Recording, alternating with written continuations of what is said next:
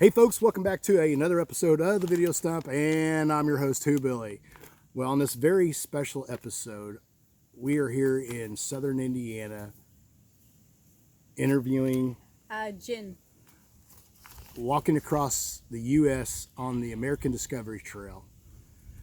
Jen, I want to say thank you very much for letting me have this opportunity. It is a absolute honor and pleasure to interview you. I really appreciate that. Oh, no problem. Just interviewing you and letting folks know about the ADT. Yeah. So, well, because of my really bad memory, I had to write down my questions. So, tell us about a little bit about yourself and where you're from and everything. My name's Gin. I'm 18 years old.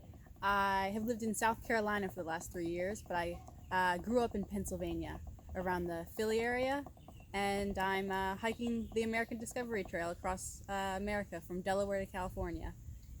Wow, 18. At 18 years old, I was playing guitars and driving fast cars. So that's just really cool. Now, did you start off camping and progress into backpacking and then this, or did you just decide that, hey, I'm going to do this? I just kind of decided, hey, I'm going to do this. I've actually only camped about 3 or 4 times, I want to say, in my life. So not many times at all. When I first started on this trip, I didn't know how to stake down my rain tarp to keep my tent from flooding. So I had some problems with my tent flooding a few times in the night. Wow. But I've come a long way. Getting better every day. That's, as you go along, we all learn how to do these things. So that's really great. So you just started hiking just here recently? No, I've actually been hiking all my life. Just little trails here and there, though. Okay. I've actually never backpacked before. Wow. Yeah. Obviously, she's, not just backpacking, and we'll get into that here shortly. Why take on an endeavor like this? I mean, this is kind of paramount, at 18 years old, Yeah. where some of us are, I remember, thinking about college or going into the workforce. I mean, why do this? Well, actually, how it started is that I last winter, I want to say. Well, no, it was late 2017. I started worrying about being homeless, being kicked out when I turned 18, and it wasn't like a extreme fear. It wasn't likely to happen. In fact, it was almost totally unlikely to happen.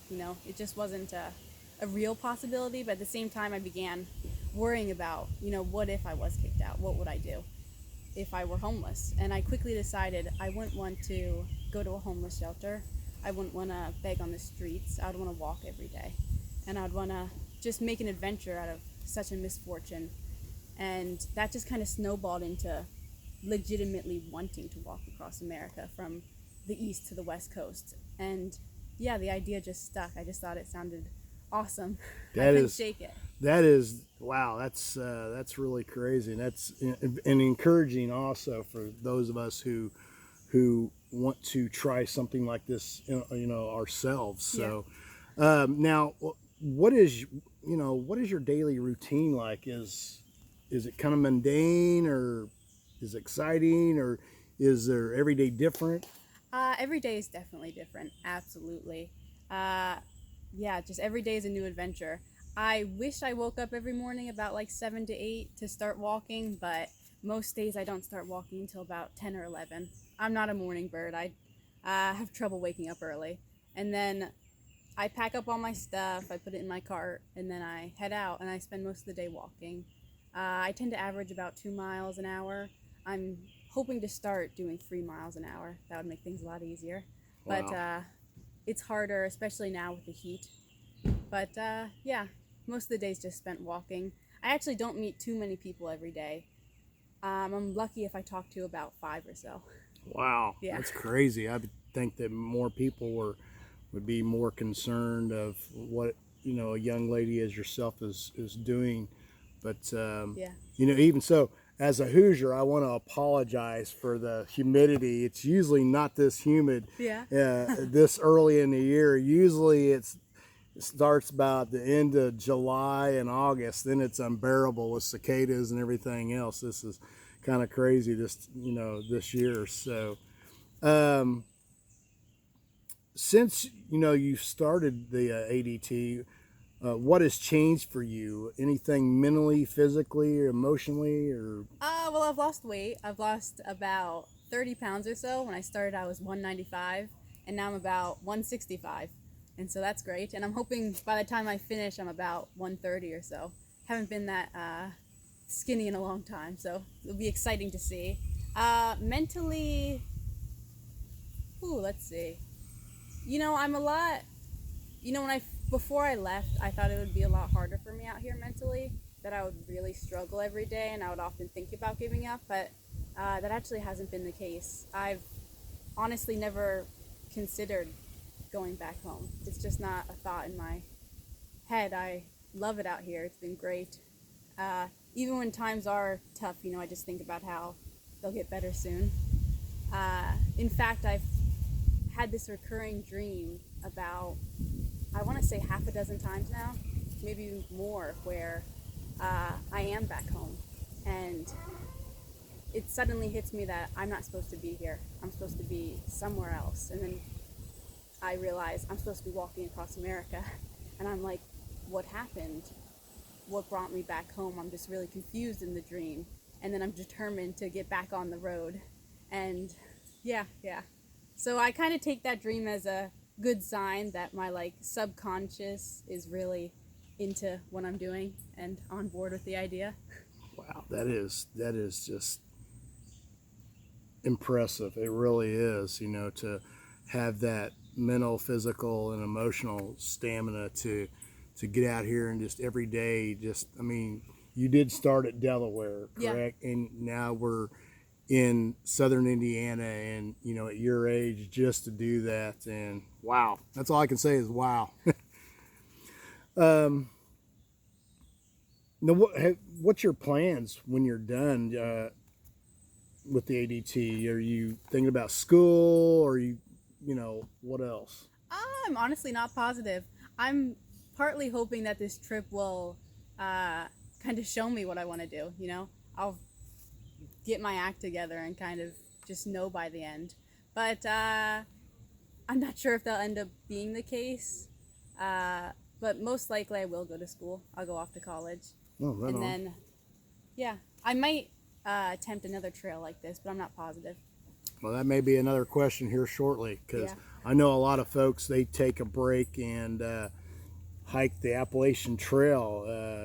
Some take a break from school, some take a break from life itself, and take on an endeavor like that. But at your age, to do this is it's really encouraging. It really is. Now, that brings another question for not only just myself, but maybe some of the folks that are watching. What kind of training would you suggest to folks if they want to do this sort of a walk or hike? Well, I honestly don't think it's as important to be physically. You need to be physically prepared to do this sort of walk, but you don't have to be fit. It's not. I feel like it's not as physically challenging as something like the Appalachian Trail. Especially in the beginning, because in Delaware and Maryland it's very flat and it's very easy.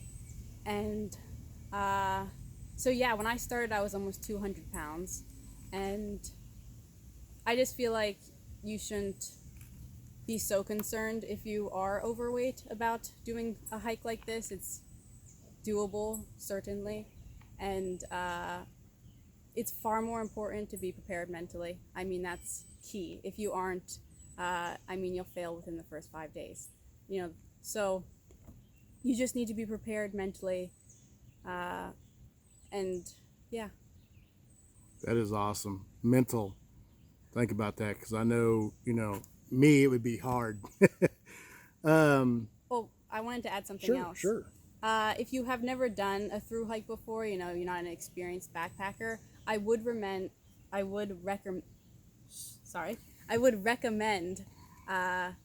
doing a trial run, going out for about 5 to 10 days and you don't even have to be on the American Discovery Trail.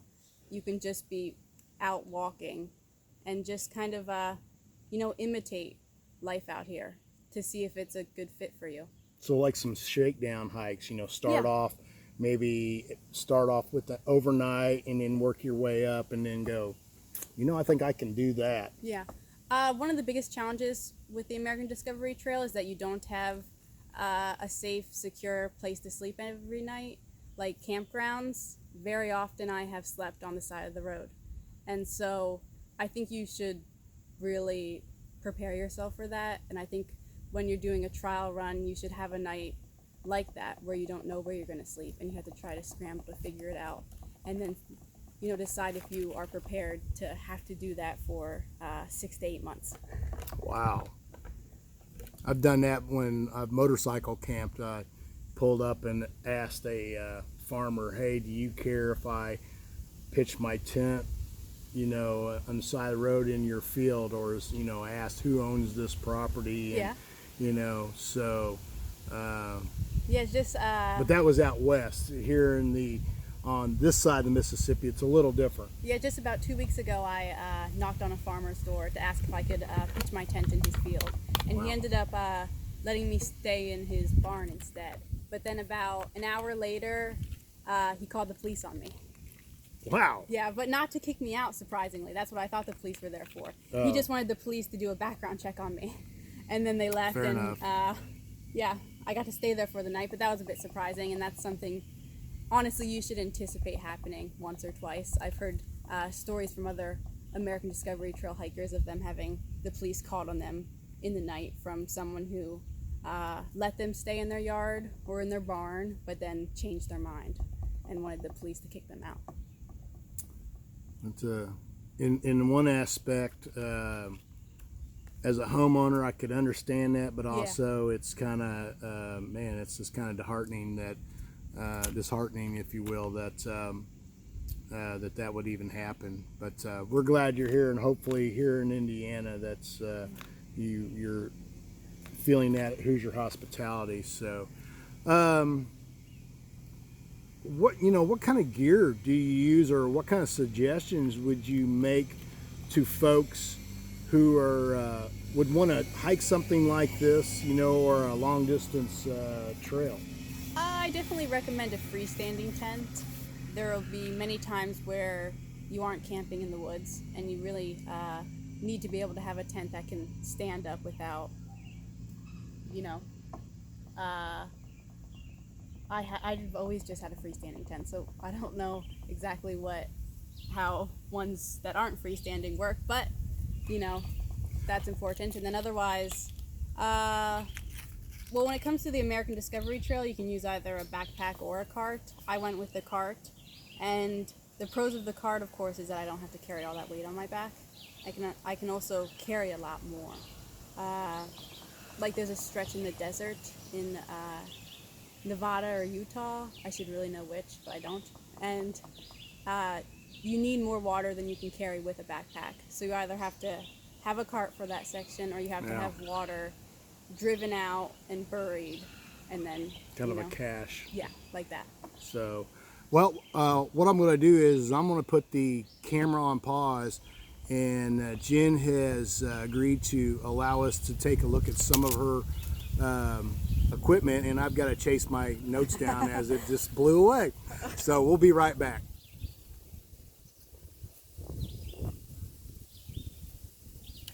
Oh, still going. Still going. No, that'll never be edited out.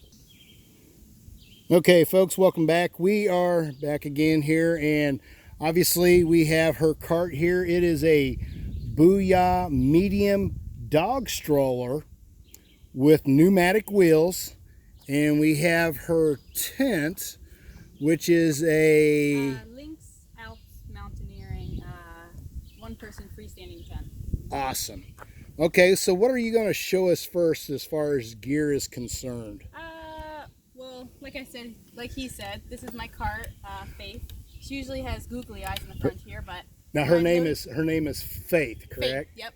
Right on. When I loaded her into the back of someone's truck the other day, her googly eyes that she usually has in the front here blew off on the highway. So I've yet to acquire some new ones.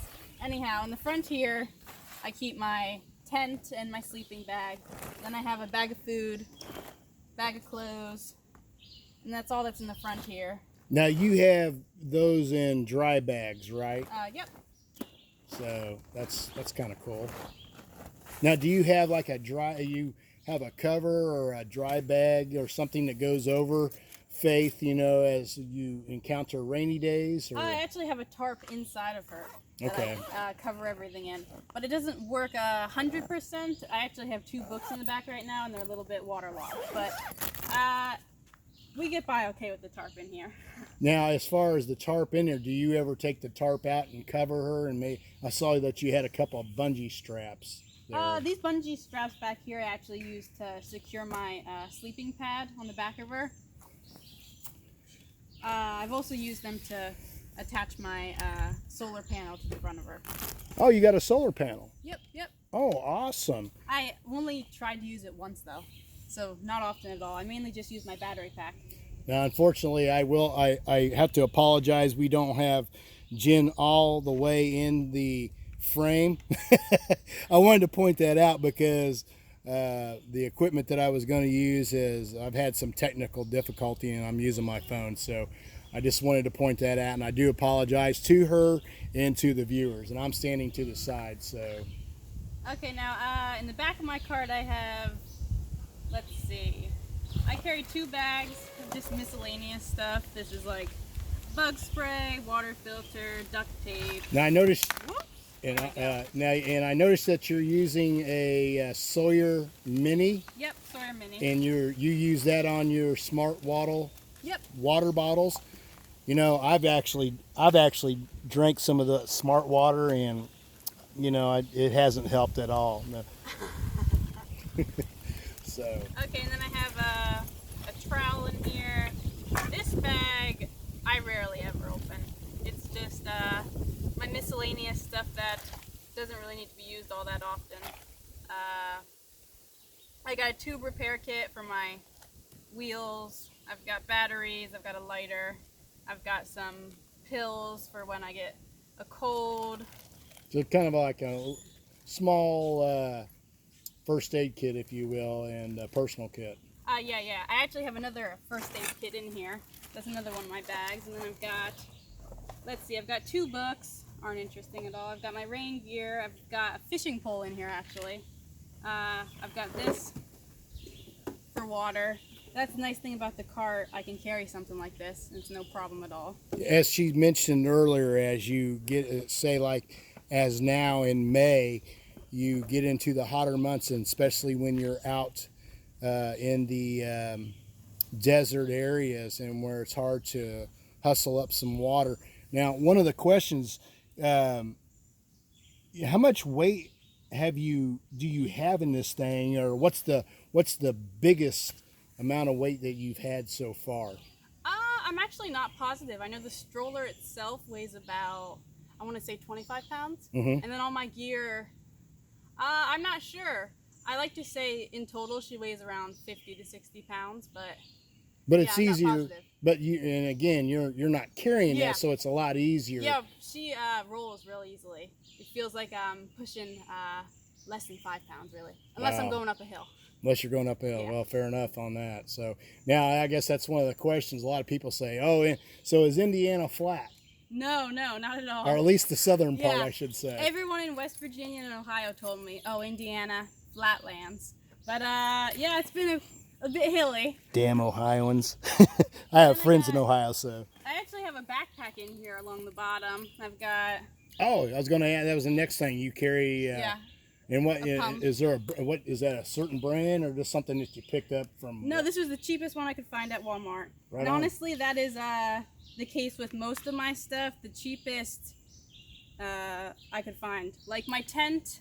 I mean, it's not a bad quality tent by any means, but it's not the best. It's probably not even a great tent whatsoever, but Now- it works for my purposes. Now- And that's another thing great about the cart, that I can have gear that weighs a bit more, and I don't have to worry about it. Now, is this something that you picked up second-handed, or did you buy it brand new, or has it been in the family? The cart I bought brand new.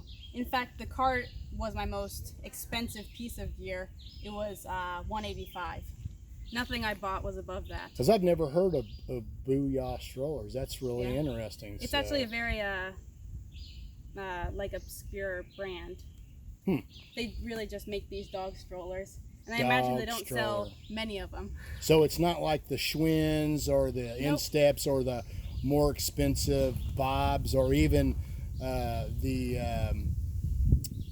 there's a bicycle brand that REI even sells, and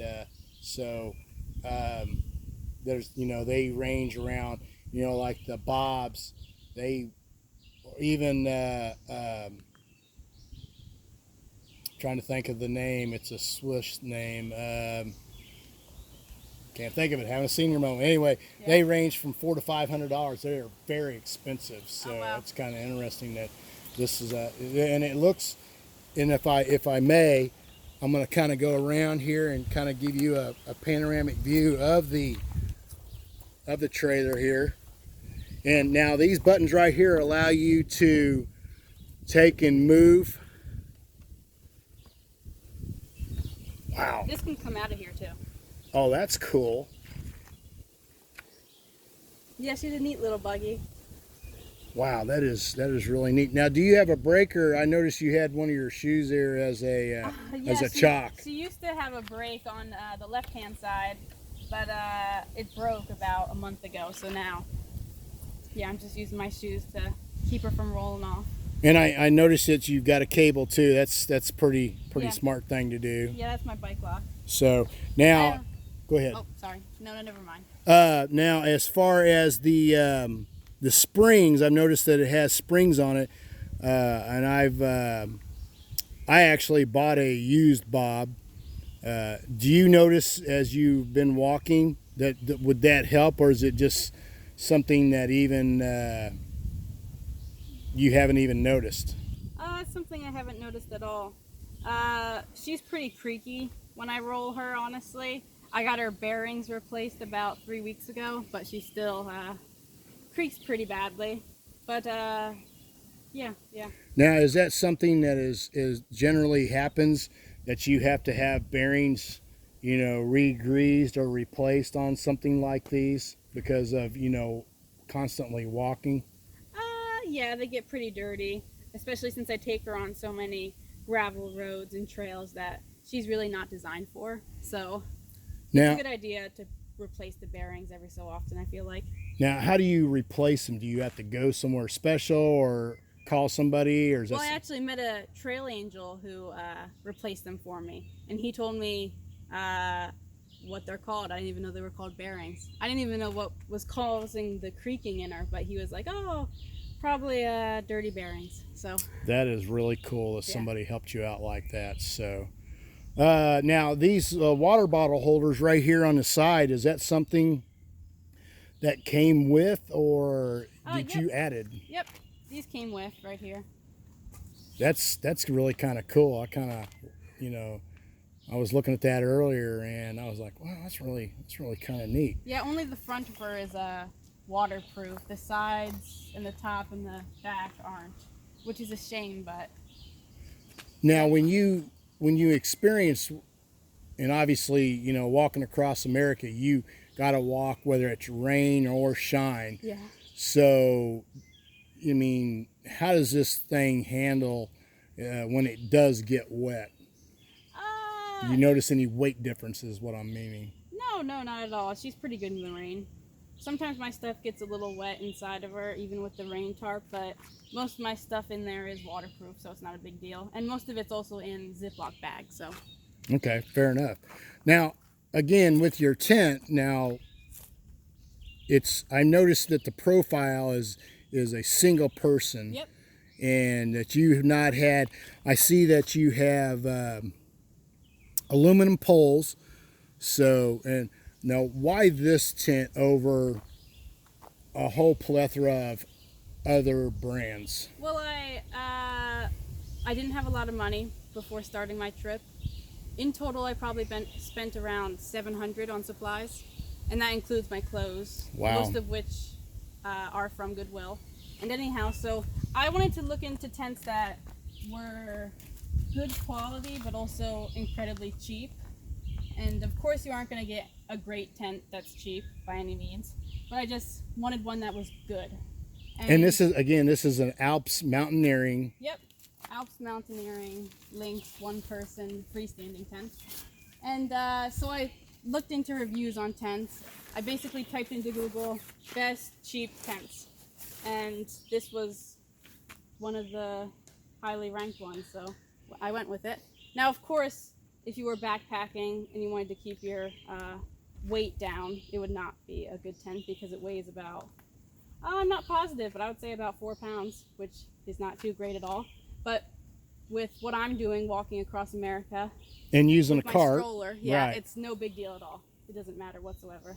Now, would you use a bigger tent, or do you just like this size? You know, I guess as now that we're getting into the hotter months, Yeah. and for more, I'm getting chewed on by a horsefly. Now that it's getting warmer out, would you think a more ventilated tent, or is this suffice, or would you choose something different? No, this works pretty good for me. We haven't gotten into the real extreme heat yet. I don't think it's gone above 87 or so, but yeah, it works good. The That's ventilation awesome. really isn't that great, but most of it under my rain tarp is just this fabric right here. Your net, your mosquito netting Yeah, there, yeah. no seam, as if you will. So that's really awesome. So you, again, how much did you say your complete gear cost? All my gear, including my clothes, cost about $700. Like I said earlier, I've never backpacked before, so I basically had to buy everything. Now, as far as cost wise, what, so far, what do you think it's cost you thus far hiking the ADT? That's a good question. Not including gear. Yeah, I would say about 1,000. I want to say something like that. So and then plus on with your gear, so that's plus that cost. Wow, that's really crazy. Yeah. The reason why I ask is because I know I'm getting bit again. I've noticed that as I've talked to folks who have hiked the Appalachian Trail, they say, of course, anywhere from $3 or more, because you can hike it cheaper and you can hike it more expensive. So, I mean, do you think that that's going to go up as you go out west, or any thought on that at all? No, not really. I don't think it'll become more expensive per se. In total, if you're going to be hiking the American Discovery Trail, I'd have about 4,000 saved up for your trip. I think that's a good amount. Of course, you can do it on much less, but I wouldn't go out with any less than about 1,000. Then again, I've heard stories of people walking across America with no money, just living off of the generosity of others. So, oh, that's really cool. Yeah, I've heard the same thing on the AT, the Appalachian Trail, as far as people have done it for less, and it's anywhere from 4,000 to 4,700, maybe starting off is a good round number. And just kind of one final question, any thoughts on any? And you've mentioned this earlier, of maybe doing any other trails like the AT, the PCT, the CDT, or maybe all three of them. I've considered doing the PCT, not the Appalachian Trail, but who knows, maybe one day I'll get into it. Right on. Yeah. The nice thing about the American Discovery Trail is that a good portion of it is flat, whereas, Appalachian Trail, PCT, you're constantly going up mountains, and I'm not so great with hills. Right on. And for those who do not know, that the American Discovery Trail does hook up the Appalachian Trail, the PCT, and the CDT. So so those are three trails that actually are connected by the ADT. So, well, Jen, I want to say thank you very much. Get my fat head in here. I want to say thank you very much again for this interview. I hope you guys have enjoyed this kind of impromptu episode of the Video Stump. And again, I want to say thanks again for watching. God bless and have an awesome day.